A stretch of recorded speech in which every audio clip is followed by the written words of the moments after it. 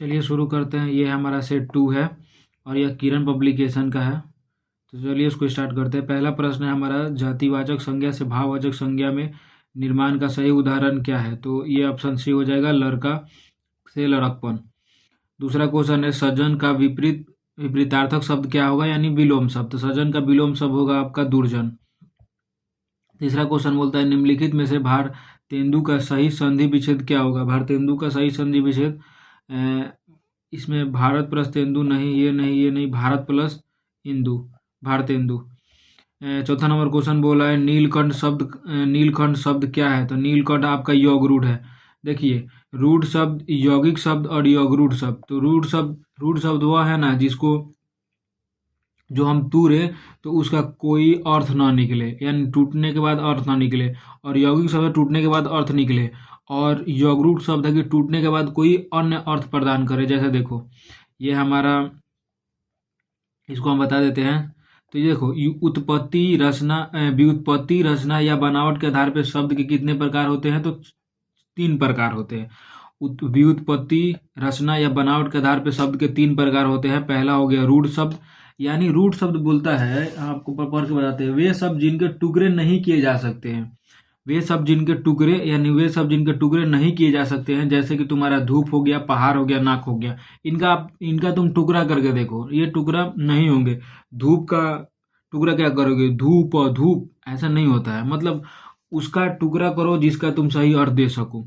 यौगिक शब्द क्या है कि वैसे शब्द जिसका 2 या 2 से अधिक टुकड़ा हो 2 या 2 से अधिक टुकड़ा हो, प्लस में वो जो दोनों टुकड़ा है वो कोई अन्य अर्थ बताए। जैसे अगर हम विद्यालय को तोड़ते हैं, तो विद्यालय को तोड़ेंगे विद्या प्लस आलय में, तो विद्या भी एक नया अर्थ देगा, और आलय यानी आलय भी घर भी नया एक अर्थ देगा। रसोई घर तो रसोई के लिए घर, तो रसोई भी अर्थ देगा, घर भी अर्थ देगा। पर्यावरण यानी पर्या प्लस आवरण, यानी हमारे चारों तरफ जो घिरा हुआ है, ये भी दोनों अर्थ दे रहा है। यगरूढ़ शब्द ऐसा है कि वह वैसा शब्द जो दो भागों में टूटे और कोई एक विशेष अर्थ प्रदान करे।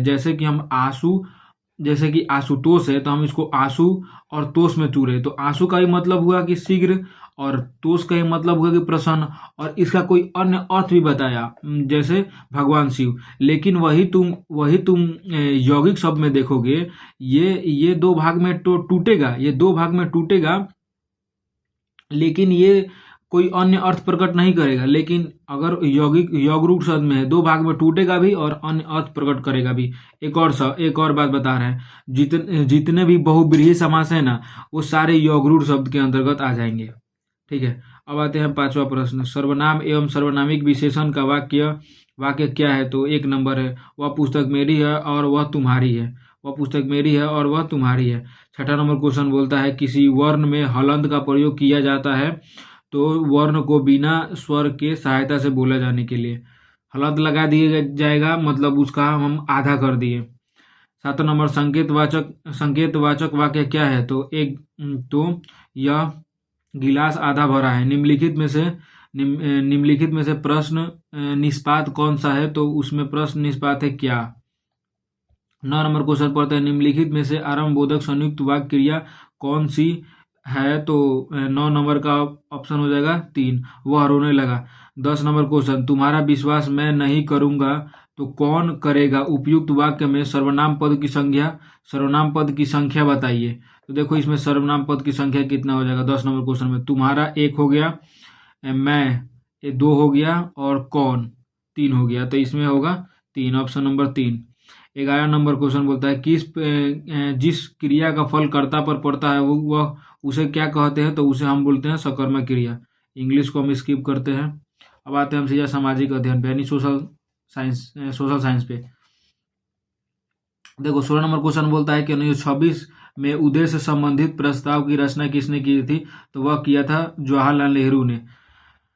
जब जो संविधान संसद का बैठक था, संविधान सभा का बैठक, संविधान सभा का प्रथम बैठक हुआ था 9 दिसंबर 1946 को, द्वितीय बैठक हुआ था 11 दिसंबर 1946 को, तृतीय बैठक हुआ था 13 दिसंबर 1946 को, और तृतीय बैठक में ही पंडित जवाहरलाल नेहरू द्वारा उद्देश्य प्रस्ताव पारित किया गया है, जिसको हम लोग आज जो हम प्रस्तावना का जो फर्स्ट पेज है ना संविधान का प्रस्तावना, उसको हम वही उद्देश्य प्रस्ताव है, वही उद्देश्य प्रस्ताव है जिसको हम लोग आज प्रस्तावना कहते हैं। तो वो कब दिए गए था? तो 13 दिसंबर 1946 को। और कौन दिए थे? तो वो दिए थे पंडित जवाहरलाल नेहरू। और आज कहाँ है? तो आज वो भारत की प्रस्तावना में है। 17 नंबर क्वेश्चन बोलता है पृथक निर्वाचन पद्धति की शुरुआत निम्नलिखित में से किसके द्वारा की गई? तो वह किया गया था मार्ले मिंटो सुधार द्वारा। अब मार्ले मिंटो सुधार का हम थोड़ा सा व्याख्या कर लेते हैं। तो मार्ले मिंटो सुधार 1909 में हुआ था। इसके तहत मुख्य बातें क्या है? तो पहला बात है देखो,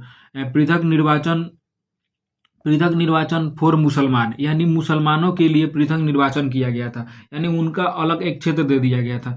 दूसरा देखो, वायसराय के कार्यकारी में भारतीय सदस्य शामिल हो गए, यानी वायसराय का जो जो कार्य करते थे उसमें भारत को भी शामिल कर दिया गया। और प्रथम भारतीय जो शामिल होने वाले थे वो थे सर सत्येंद्र प्रसाद सिन्हा, सर सत्येंद्र प्रसाद सिन्हा।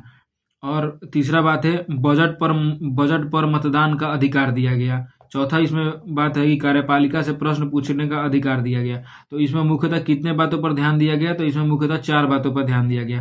पहला, पृथक निर्वाचन, मुसलमानों के लिए पृथक निर्वाचन। दूसरा, वर्साय के कार्यकारिणी परिषद में भारतीयों को शामिल, और बजट पर मतदान करने का अधिकार, और कार्यपालिका में प्रश्न पूछने का अधिकार। ये 4 बात इस पे ध्यान दिया गया था। अब हम आते हैं 18 नंबर प्रश्न पे। स्वतंत्रता या मृत्यु का नारा किसने दिया था? तो वह दिया था अमेरिकी सेना ने। 19 नंबर क्वेश्चन, बोस्टन बंदरगाह पर 340 चाय के बक्सों को समुद्र में फेंका गया, इस घटना को बोस्टन टी पार्टी के नाम से जाना जाता है। अब देखो बोस्टन टी पार्टी क्या है, इसको हम एक अलग पेज से बताते हैं। बोस्टन जो टी पार्टी है, Boston T party, Boston T party, Boston T party, देखो क्या होता है।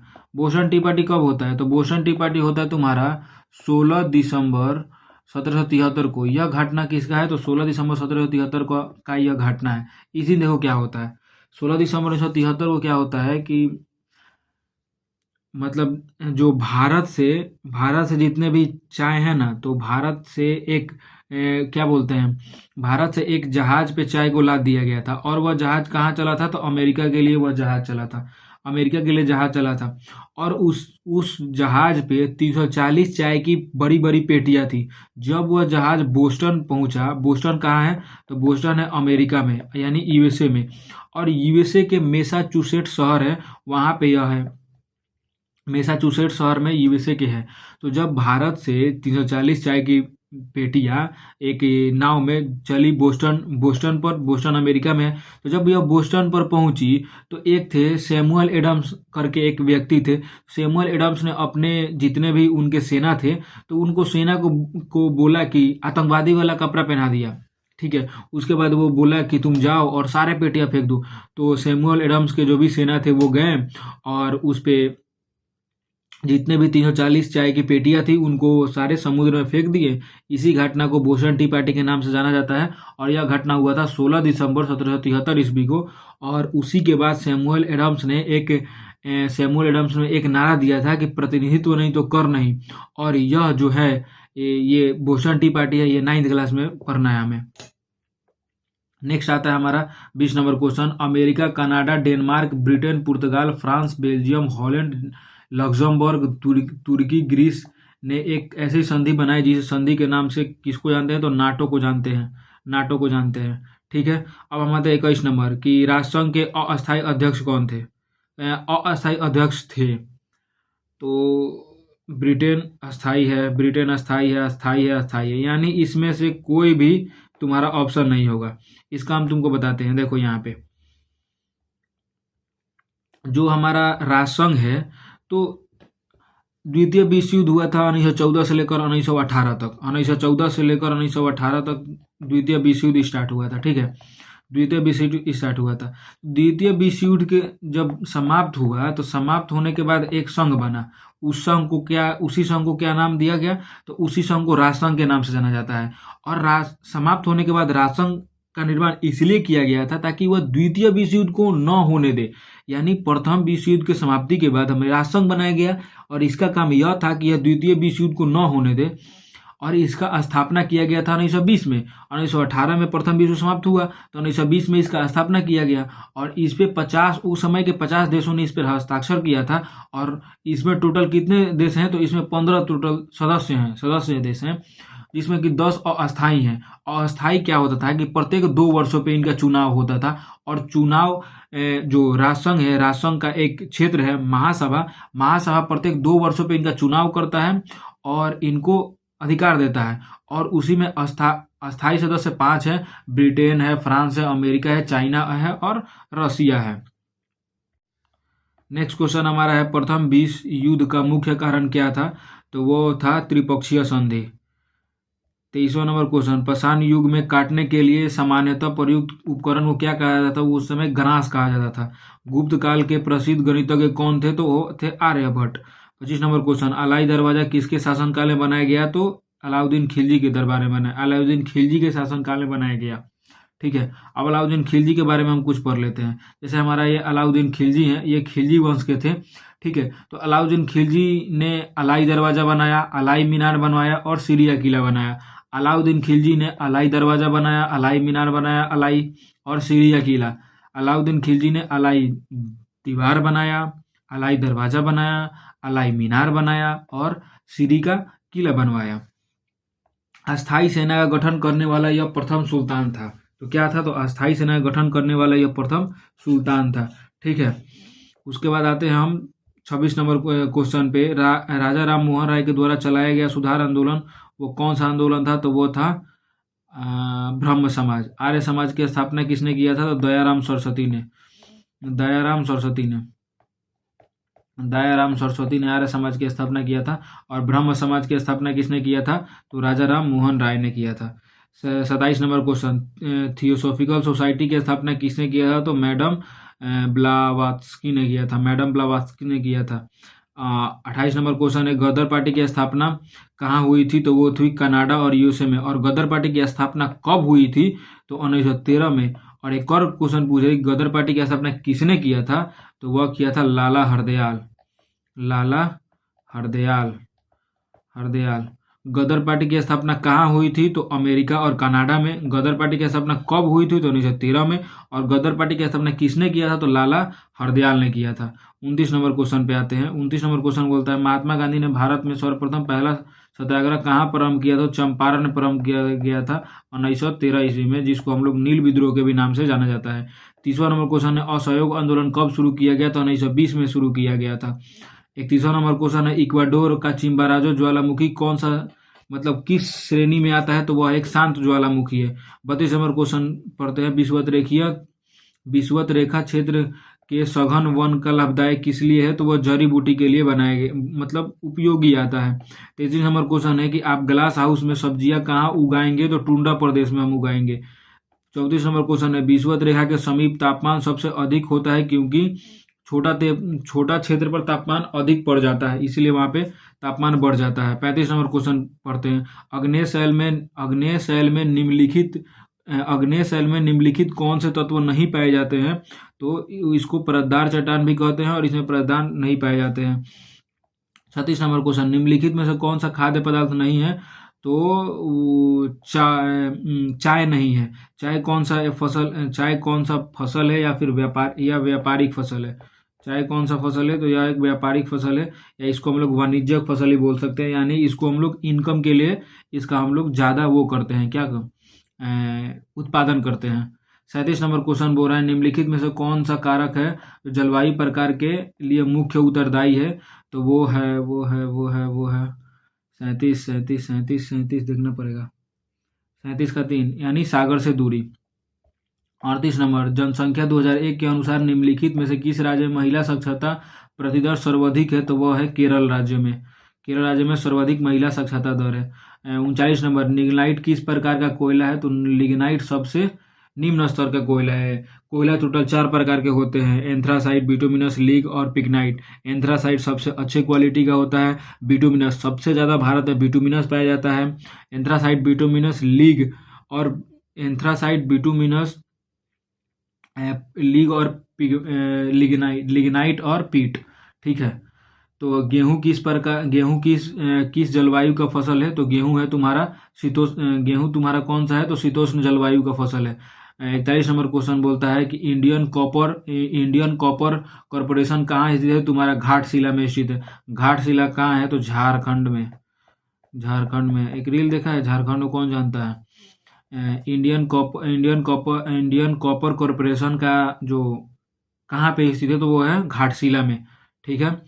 42 नंबर क्वेश्चन पढ़ते हैं, निम्नलिखित में से कौन सा राज्य गेहूं वे उत्पादन में प्रथम है? तो वह है यूपी। 43 नंबर क्वेश्चन बोलते हैं, वायुमंडल की वह परत जो पृथ्वी पर रेडियो प्रसार के लिए उत्तरदायी है? तो वो है आयन मंडल। 44 नंबर क्वेश्चन बोलते हैं,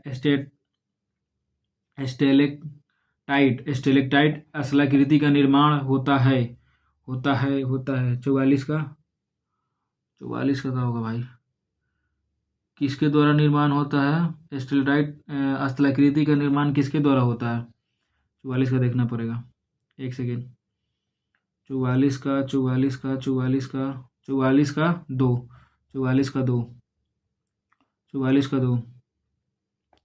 स्टेलेटाइट स्थलाकृति का निर्माण होता है भूमिगत जल द्वारा।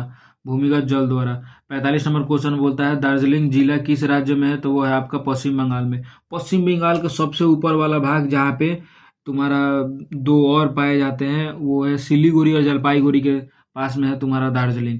और 46 नंबर क्वेश्चन बोलता है कि विधान परिषद के सदस्य का कार्यकाल क्या है, यानी कितने वर्षों का होता है? तो तुम्हारा 6 वर्षों का होता है।